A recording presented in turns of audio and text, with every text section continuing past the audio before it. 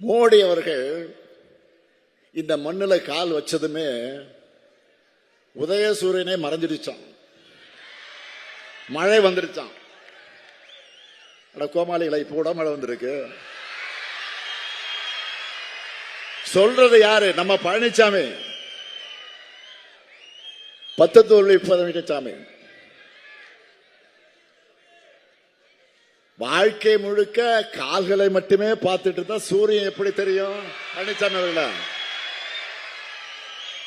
பழனிசாமி அவர்களே, வாழ்க்கை முழுவதும் காலையே பார்த்துக்கிட்டு இருந்தா சூரியன் எப்படி உங்களுக்கு கண்ணுக்கு தெரியும்?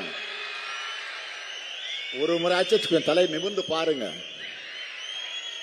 அப்பதான் சூரியனுடைய இருப்பும் பவரும் உங்களுக்கு தெரியும்.